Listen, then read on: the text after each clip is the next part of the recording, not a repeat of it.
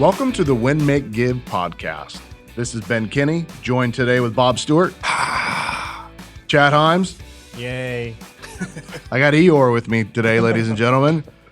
Today's fun, exciting. We're interviewing a really phenomenal individual, Mr. Steve Adcock.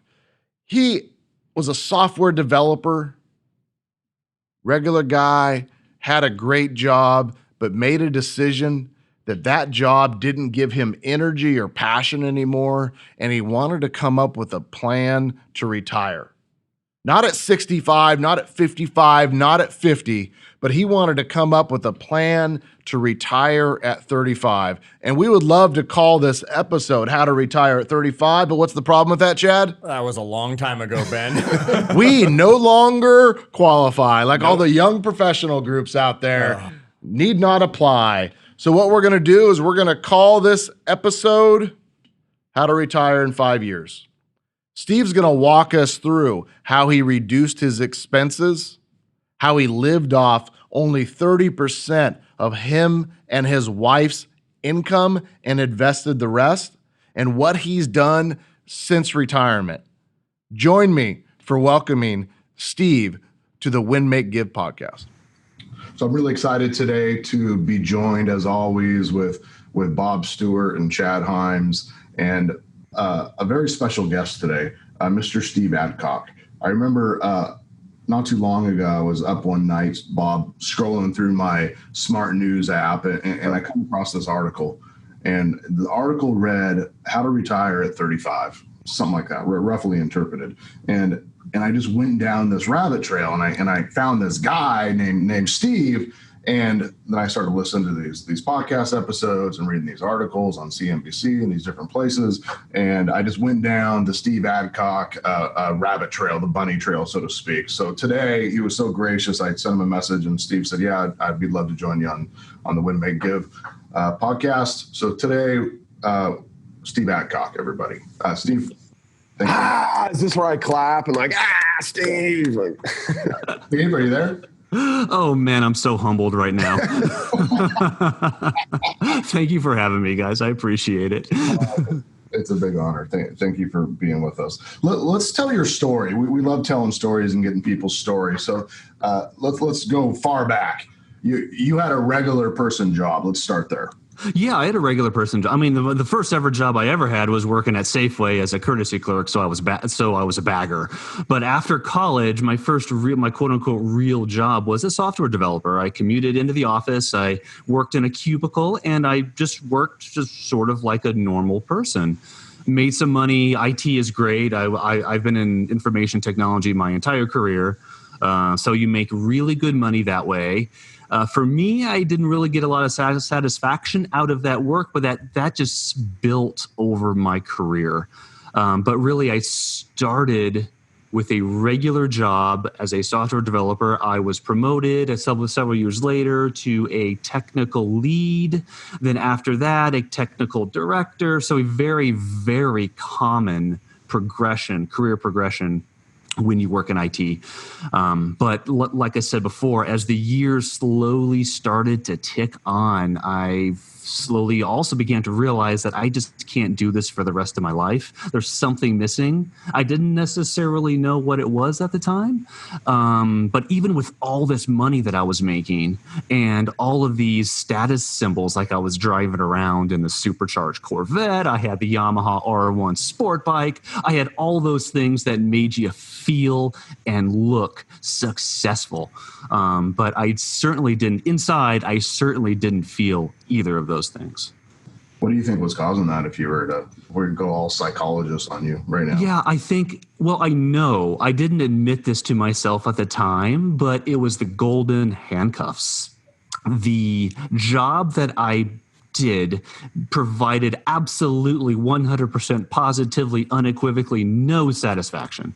But it also gave me so much money that I thought that I could use to, I don't know, more or less make myself forget about the fact that I have a career that I don't like. But it's paying me all this money. I could spend it. I could do whatever I want with it. It was great. Or at least I thought life was great. But it it definitely wasn't. How old do you think you were when you woke up one day and you're like, I need to make a plan to get out of this situation? What age was that? Oh, I would say probably low 30s, like 30, 31 years old, is when I finally admitted to myself that I cannot continue doing this. In fact, I remember that day specifically. I walked out into my garage. I had a house in the suburbs. I walked out into my garage. I was reaching up to open up the garage door like I normally would, and I stopped. Something stopped me. And then I turned around in this dark garage and I looked at the stuff that was in my garage. On the left was my Cadillac. On the right was my Corvette. And right smack dab in the middle was my motorcycle. And that was the first time I ever admitted to myself, even with all of this stuff, even with all of these toys, I still feel like something fundamental is missing in my life. And I didn't necessarily start making the changes right away. That took time, but that was the first opportunity I had to admit to myself that I was doing something wrong, even with all of this stuff. Yeah. Bob, we tell those stories sometimes in our events, in our classes, about this idea of we pick a goal, a house, a promotion, a certain amount of money, whatever those things might be, and it's like a mountain. So we go climbing this mountain, and we spend days or months or years or all of our life climbing there, and then we get to the top of the mountain, and then for 47 seconds we look around, we're like, high five, everybody, look what I did, look what I accomplished, look what I've been promoted to, look how much money I have, look what I bought, look at my car, look at my abs, whatever this is going on, right?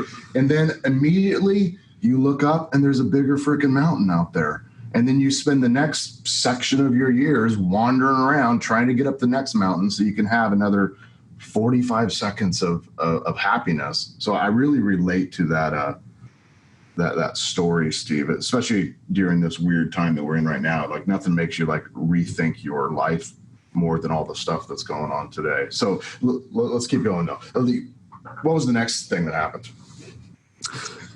Well, I slowly started to make changes in my life because I began reading more about this concept of quote unquote financial independence, or you might hear it referred to as financial freedom, which more or less means you live a downsized lifestyle where you really understand what enough means to you.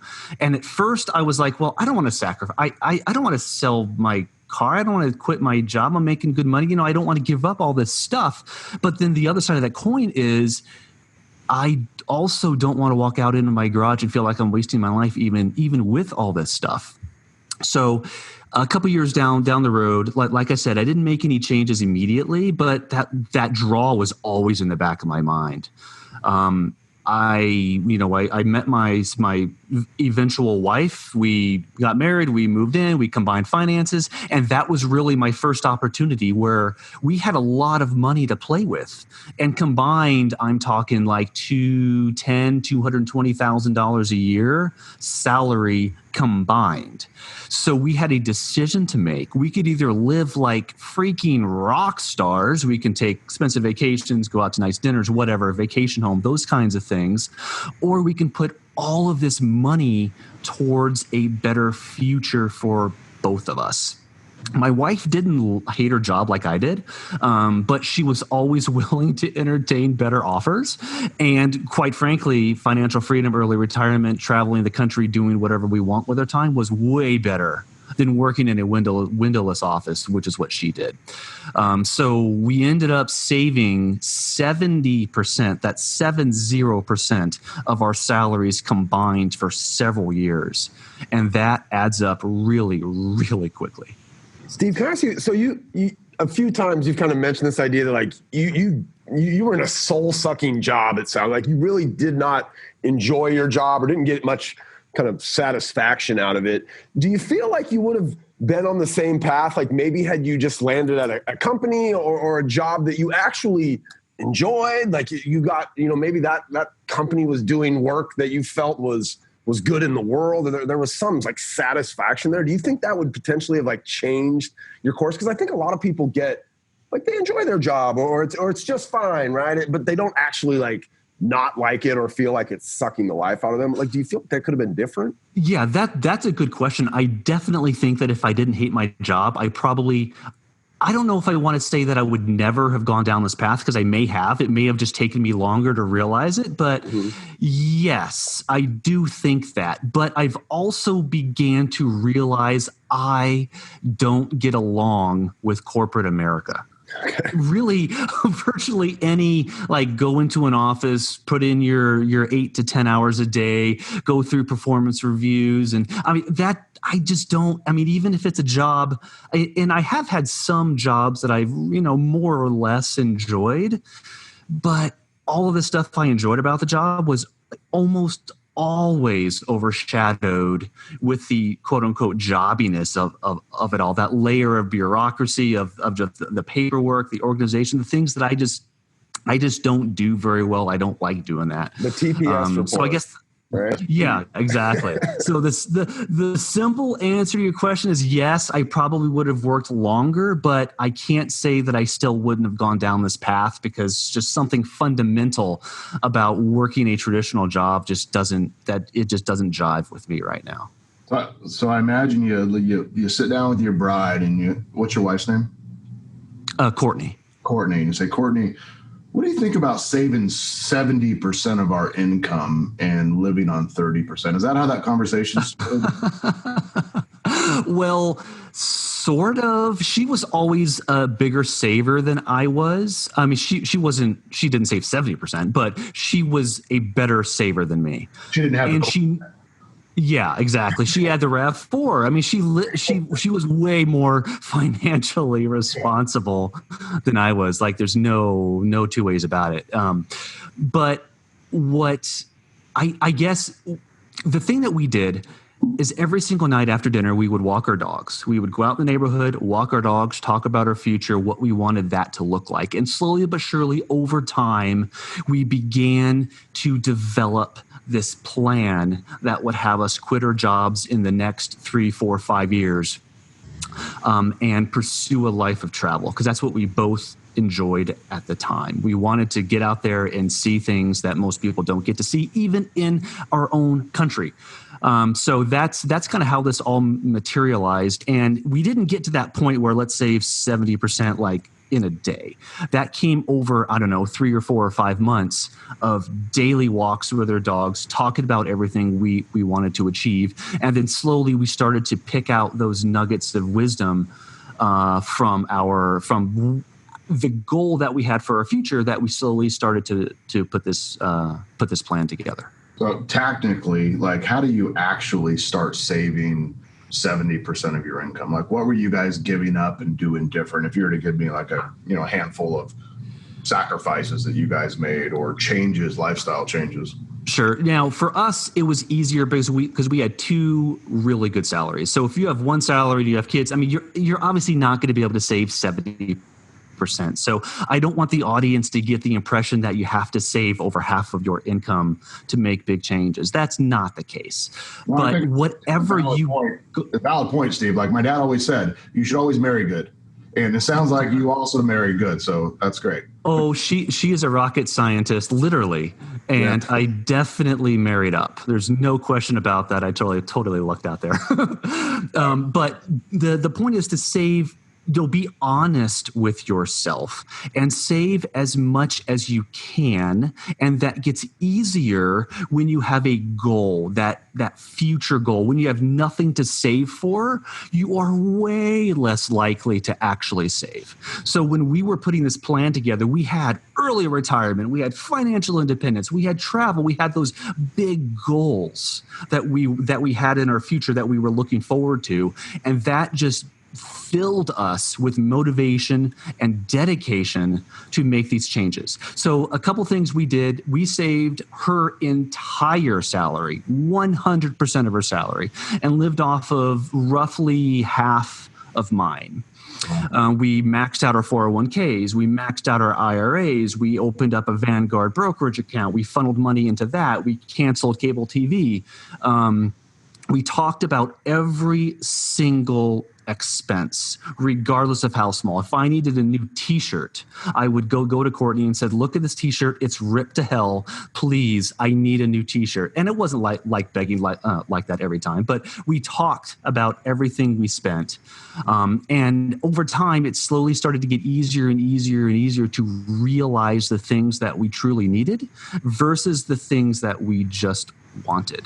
Our restaurant budget was $50 a month, which pales in comparison to what most people spent, including me in a previous life. I spent hundreds of dollars a month, but we only spent $50. So the goal of early retirement and financial independence and travel was more important to us than spending money the way that we used to.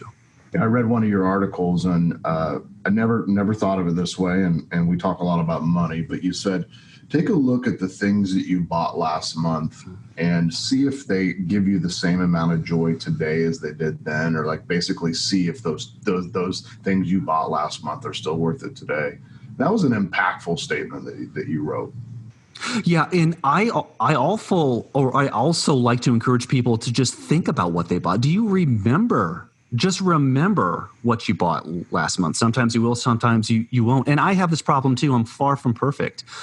But when we think about it that way, or when we think about the things that we buy and the money we spend in terms of the time, which money is effectively a representation of time in our life, that makes it a little bit easier to justify expenses. For example, if you have the goal of early retirement, is buying a $40,000 truck worth working another 5 to 7 years?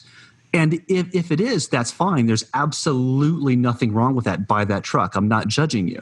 The point that I'm trying to make is spend money with the understanding that you know what you're giving up in order to spend that money, in order to buy that thing, whatever it happens to be. So good. Bob, you look like you have something to say. Oh, I'm just, I think it's really hard to, you know, my wife and I love to go to Disneyland, right? And so you think like, and we have kids, right? And so I think like, all right, like I can't not do that with my kids today, right? Because if, you know, I've listened, like 20 years from now, like that experience isn't going to be the same, right? So like I got to take my boys to Disneyland when they're 2 and 4 or whatever. So I think there's a lot of emotions wrapped up in these concepts, right? Sure. Oh, yeah. You are absolutely right. And the last thing that I want my story to come across as is, you know, as judgmental of anybody's choices. You absolutely have to spend money on the things that are important to you. No, I'm judging myself, totally. Steve. I'm sitting here like judging myself. But geez, I don't know what to do, because, you know, the goal, like you said, for you guys was that financial independence, and so you like sacrifice towards the goal. Before we even jumped on this call, I was talking to Ben. I'm like, man, I'm conflicted around what those goals even are, right? And then how do you balance the things like taking the kids to Disneyland because they're 2 and 4, and that's when you do that. And, you know, we're fortunate enough to be able to do that. But what is that setting us back? It's just I don't know any other way to describe it than it's emotional. There's a lot of emotions tied up in this, and that's okay, right? Oh, sure. Yeah. And that is the hardest part, figuring out what to do, when to do it, what you want. And for us, it didn't come overnight either. This was a progression. It built on itself over several months, maybe even several years. And just the more we talked, really the more that my wife and I talked, so that I don't want this to turn into a psychology lesson, but that communication between you and your spouse, I mean, it really is so important. And at the beginning, we had the very same struggle, the very same conflicts. We really didn't know. I mean, I knew I wanted to quit my job. That part I knew, but I had no idea how to get there. But over time, when we talked, we slowly began to developed this plan that worked for both of us, and that came with a lot of iterations, that came through a lot of trials and errors. We cut this out, and if it really made us pissed off or we were hating our lives, we would just add that back in because it wasn't worth it. So those kinds of trade-offs and the testing involved in figuring out what's going to work for you, I think that is the key in this whole process. You don't have to get it right the first time. You just have to try some stuff and see what works for you. You know, one of your comments in one of your articles said spend money, Bob, on not Bob's article, Steve's article he said spend money on experiences, not things. Yeah. It probably doesn't mean that you have to stay at the same hotel that you guys do, or eat the same meals that you do, or buy the same crap that your kids are never going to use again. Like, you could probably do the same experiences in your life, Bob Stewart, and cut 50% of the money out, and nobody would ever notice it. And your kids are not going to be at their therapist saying, I remember when my dad didn't get me the Mickey Mouse hat for the 474th time. And at the end of the day, we still get the same Instagram pictures to prove 20 years later to our kids that we did take it to Disneyland.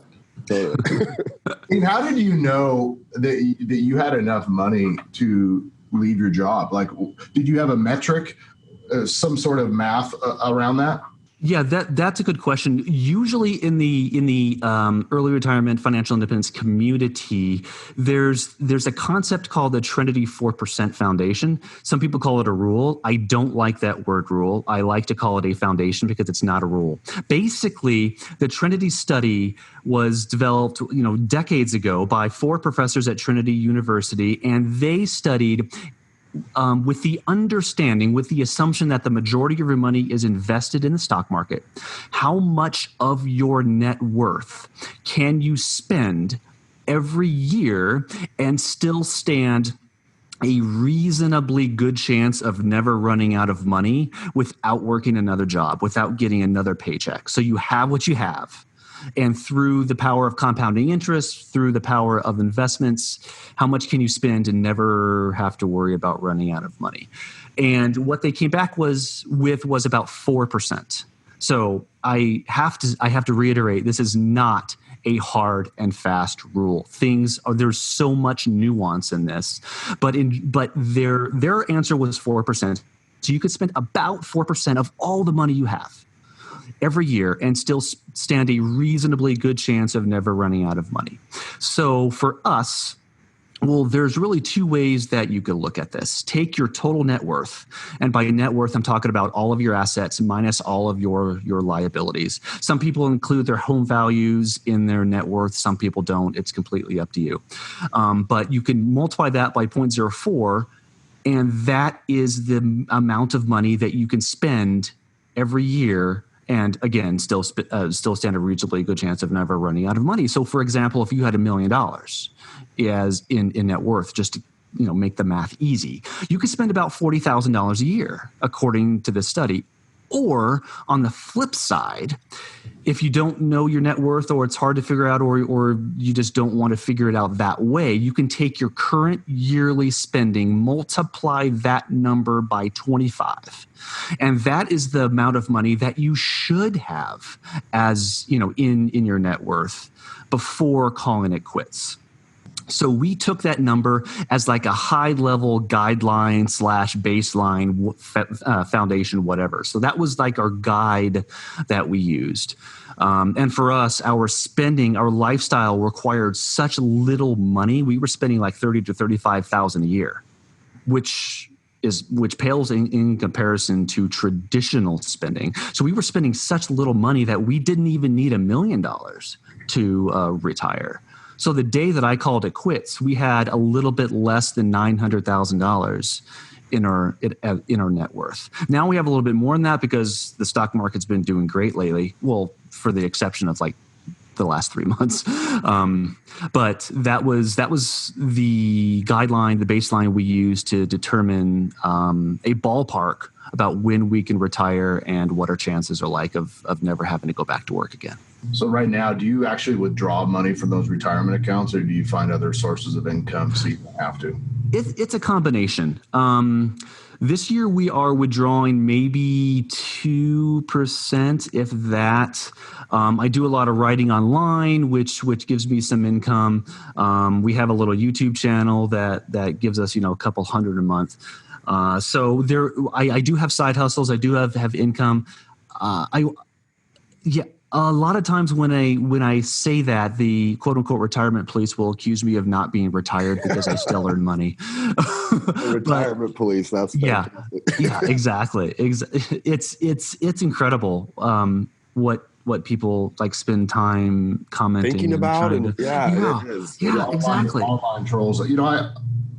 Bob and I talked about this morning. Like, what would we do if we retired? And Bob said, I'd go back to Disneyland, but I can't spend all year there. So I'm with you on that. Like, even if I walked away from everything that I have today, I'd still do something to either improve the world or made a little bit of money, just because that's what I do. Like, I'm a worker. You can only do so much. But look, you figured that out. You did the math. You said, hey, I think we're going to be okay. You quit your job first. Courtney spent an extra year. You're working. And then when you guys were both, the word you used was like retired from full-time work. Is that the phrase? Yes. That's a phrase I like to use. Yeah. When you guys both said, hey, we are now retired from having a full-time job, what'd you do? What was the next stage of your life like? Well, that very next stage was travel. So we bought an Airstream RV actually a year before we both quit our jobs. So we both lived stationary in our Airstream while we were working full time for the first year after buying the RV. So once I quit, my wife took her first sabbatical. We set sail. We were like, see ya, Tucson. We're out. We are out. We are avoiding the summer. That was part of our plan for early retirement. We would full-time travel. We sold both of our homes. We set sail in the Airstream, and we spent the first year traveling around the Northwest, from California to Washington, and then back again. So that's kind of that's what happened immediately after we both quit our full-time jobs. For how long did you do that? We did it for a full year, and then we came back, and then Courtney worked for another 6 months because she kind of felt guilty about leaving her team. So she agreed on a sabbatical, and she came back for 6 months, and then she left again. But her company says, well, please don't quit. We'll give you another sabbatical. It's against company rules, but whatever. We're going to give you another sabbatical. Please come back. So we did this again. We were out for about a year, and then Courtney did call her work and tell her, I appreciate the sabbatical, but I am done for good. See you later. And at that point, we were both 100% officially retired. Bob, I'm thinking about your comment you made earlier about this want to have experiences with your kids. And I got a real question for you. Okay. Would you and Aaron make sacrifices on the type of vacations, lifestyle, and things you bought for your children, let's say for the next 6 years until your middle child was 10, so that you could spend the next 8 years not working, traveling, doing whatever you wanted with your kids? Yeah, I mean, it's I'd like to say yes. I mean, I think if I looked at it rationally and even emotionally, yeah.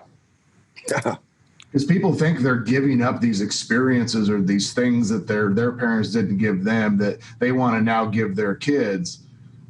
But it's not really that much of a. They're either sacrificing now or you're sacrificing later, right, Steve? Yeah, that's exactly it. And we don't have kids, so for us, it's very, very different. We don't have that additional element to consider. So for us, sacrifice, and I really hesitate to use the word sacrifice even.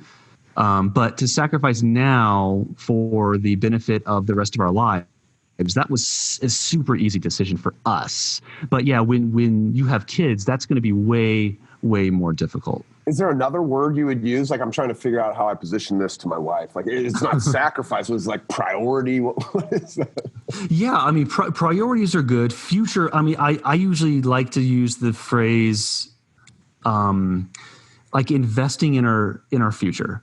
That's or investing in our future selves or planning for our future life. That's the concept that I always liked to keep in mind. It was our future, because that gave us that goal, that light at the end of the tunnel that I was always looking at as we were making some of these decisions that we probably wouldn't have made if we didn't have that goal of financial freedom. Steve, can you you've got Ben likes these easy formulas and we like lists, and you have wealth equals income plus investments minus lifestyle in a recent post that you've written. And you really basically said it's all about your lifestyle. Like, talk to me for a second about being a guy who had the Cadillac and the Corvette in the garage, and like, how do you make that mindset shift to a more kind of manageable lifestyle?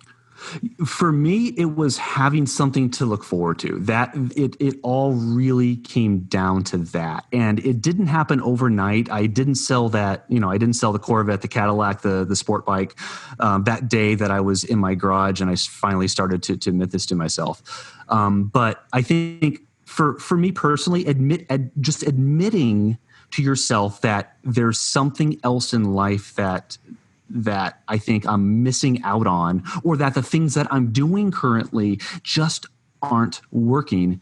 That was really, for me, the first step. It got my mind in the right place. It made me more like mentally and emotionally okay with exploring some of these other options that might mean that I'm saving a little bit more money and I'm not spending the way I used to. So really just taking a very honest, very non-judgmental, and very objective look at the way that you're living your life now versus how you anticipate your life being or looking like in the future. How do you get from point A to point B? And once you have both of those things, relatively worked out, nothing has to be solid, of course, but relatively worked out, I think it becomes way easier to make some of the decisions as you're moving out of stage A and into stage B in your life. Do you have any sacrifices or things that like you wish that you could have or do today, or do you basically get to do all that? For the most part, we live like kings. We really do. There's nothing that I wish we can do that we don't, for maybe the exception of going out to eat. I love restaurants. I love going to restaurants. I hate cooking, and I love going to restaurants. In a previous life, I went out with my roommate for lunch and dinner every single day. And I mean that literally every single day. In our apartment complex, our oven was the cleanest oven in the entire complex because we never used it once. So I just love going out to eat. Everybody's happy. Everyone's having a good time. I just love that environment. So really, if I had to pick out one thing that I missed from a previous life, it would be that, which is more or less an experience. It's not the stuff. It's not the cars. It's not the big house. It's just going out to eat. I bet you savor that $50 experience, though, when you go out with your wife once a month or however often you guys do that on $50, like more than you ever savored the experience when you were doing it twice a day, right? Oh, totally. And now our restaurant budget has increased because we're not in the saving money, investing, phase of our life. So now we spend a little bit more. But yeah, every time we go out, we love to visit breweries. Well, I love to visit breweries, and my wife just kind of placates me and says, okay, fine, Steve, we'll visit another brewery. So that's kind of how that works. But yeah, every time we go out now, I enjoy that moment that much more, for sure. During this coronavirus crisis, like, I know my employees are waking up with more money in their bank account because they aren't going out to eat 4 days, 3 days, 7 days, for dinner, and they aren't buying lunches, and they aren't stopping at Starbucks and buying their orange bread. It's probably like a big aha for people how much less money they can spend, because for the last couple of months, most people have been forced not to, right? That's right. I mean, Amazon's been doing incredibly well, but yeah, for the most part, people are spending less because they just, frankly, they have to. They're almost forced into saving a little bit more money now. So I guess I could hope that maybe this experience has changed some people's outlook on how much you have to spend to actually feel happy and content in your life. But I guess only time will tell how much of an effect that'll have. You had said that you and Courtney both sold your individual houses prior to retirement. How much of your net worth came from the equity that was created in owning real estate that added up to that $900,000 that you walked away in retirement from? It was about I want to say just over 300,000. Oh yeah, a third of your retirement. Yep. And we are not real estate investors. We have never done house flipping. We've never done really any major renovations or anything like that. That was just dumb luck. I mean, we both had houses and we decided to sell them to move into an Earthstream. But yeah, that certainly helped pad our investments quite a bit. Do you have like an investment strategy for that money that you have invested, like a percentage going into what, or do you stick to the index-based funds, or what's your thought on what do you do with that money once you have it saved? Yeah, that's a good question. We are very hands-off investors. We do not pick stocks. I am not smart enough to pick stocks. I'm not smart enough to try to time the market. Most people aren't, and I'm especially that way. So I like index funds, like you said. I like targeted retirement funds. I like life strategy funds, automatically diversified. There are fees associated with those funds, which a lot of people don't like, understandably. But for me, the convenience of not having to worry about diversification is well worth the fees associated with investing in those stocks. So because we are so heavily invested in index funds, that means when the market's doing great, as it has been over the last 10-year bull market, give or take, we made a lot of money. But then in February, leading into March and April of this year, we were down $200,000. We lost that in a matter of weeks. But now we've regained about 80% of it back again. So I think the other side of being an index investor, yes, it's easy. Yes, it doesn't take a lot of work to do, especially if you use automation to automatically put a percentage of your paycheck into those investments. But the other side of that is they're way more risky and you are more volatile to market ups and downs. But we are okay with that equation for sure. Have you found a low cost, low fee place that you prefer to put your retirement funds? We don't shop around. I've always used Vanguard, and to my knowledge, they've always had the lowest fees. So we just stick with them. Just having everything consolidated, just the ease of use and the convenience is what we're willing to pay for. Well, that's good. We shopped rates and fees for our employees for our retirement programs at our company, and we chose Vanguard as well. And I'm personally a fan of having all my money in index funds, specifically S&P. Because it's just easy and I don't have to think about it. Bob, do you want to tell Steve about the stock tip that you gave me the other day? This is our fun money. What are you talking about? Bob and I have a Robinhood account that we use for our just fun playing, learning the stock market stuff. And Bob gave me a bad stock tip the other day. Whatever. It's bad for me. I don't even pay attention to yours because I know they're all bad. If I can tell all the stories. Steve, what kind of final advice would you give people if you were to give them a list of something that they should do or not do?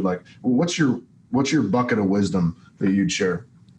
What I would say to most people is, if financial freedom, if that's appealing, if never having to worry about money is, that concept is important, if it is important to you, if that's what you see your future being, the number one thing that you can do right now is simply make it a priority. That is your main goal, because then some of the other steps that you're going to take, like investing the majority of your income in appreciating assets, maybe making your investments automated through payroll deductions at your work, like going into your 401k, that with the understanding that your future retirement, your future self is your priority, that makes everything else easier, because you have that goal in place, and that makes you way more motivated, way more determined to start making some of these decisions with your money that's going to benefit you in the future, rather than giving you some of these short-term wins in the near term. You retired at, was it 36 or 37, 35? I quit my job at 35. At 35. And how many years ago was it? About 3. I'm 38 now. Awesome. So, we joked a little bit about the story your dad said of people all having a 10-year plan, and that 10-year plan is like, what is this plan to retire? And you got it done in much less. Like yours was a 4 or 5 year commit to saving 70%, but other people could do it in 10. But some people, as we joked about, some people wait till they're 55 to come up with their 10-year plan, or 65 to come up with their 10-year plan, or they never actually get it, and they end up working the whole rest of their life. And what I love about your story, Steve, is you're not telling us to go without. You're not judging us. What you're really doing is you're showing us that if financial freedom and life freedom in itself is something that would be valuable to you and your family, that it's possible. And that's what I got from reading your first article, is that anybody, if they put their mind to it and they're willing to create these new financial habits, could make this a reality. And that's why I wanted to introduce you to our audience, because there's so many people out there that say, well, I don't make enough, or I don't have enough time, or it's too late in my life. And many of them probably make more money than most people in the world do. They just spend it in all these different places. What would you end our comments with today, Bob? I got to figure this out. I don't know. I enjoy my job, right? Maybe if I was like Steve and I didn't as much enjoy my job, I'd be more like wrapped up in this. But I mean, financial independence, like, do we want it? Yeah, I think I do. But it's a really emotional thing. I think there's a lot of emotions for a lot of people, not just for me, like wrapped up in this. And, but it's possible. It's possible. One day, Ben, I'm going to walk in and say, all right, buddy, I'm done. You better still record podcasts with me. All right. Steve, I really appreciate you joining us, and I hope everybody goes and reads some of Steve's articles and reached out and follow him on Twitter and so on. It's been a really great time. So thank you, Steve. Thank you for having me. I had a lot of fun. Appreciate it. So you can check Steve Adcock out at steveadcock.us, and you can be following him on Twitter, Steve on Speed. That's all one word, just Steve on Speed, if you want to get more contact with him. Now, Bob, it really sounds to me like Steve's just someone who took our wealth series. Yeah, right? Right? I mean, he went through all those things. I mean, he was sharing that 4% number. He was sharing all those same rules, having his net worth done and all that. What was your takeaway during the interview? What did you pull out of that conversation? I guess the biggest thing for me is the idea that it's possible. And this was a guy, as we listened to him, that, at the age he decided, like, I'm going to do this, I'm going to retire. And I think he'd actually said in 10 years, and it ended up being in 5 because he got a little bit more aggressive with it. But the idea that anybody, right? I mean, granted, there's some caveats there, but most people could say, look, I want to take an extreme approach to this, and maybe not even that extreme, but I want to retire in 5 years. So just the idea that it's possible was my biggest takeaway. Now, I am still, after digesting that conversation, conflicted emotionally around this idea of like a lifestyle change, because a lot of what he's talking about, Chad, is the idea of like changing your lifestyle. And for most people, I don't think I'm alone. There's a lot of emotional just stuff tied up in that idea of changing or drastically reducing the lifestyle that we've become comfortable. But in the Wealth series, and we talked a lot about, even just focusing on what you're spending your money on, and you start to, slowly change your habits, right? So it's possible.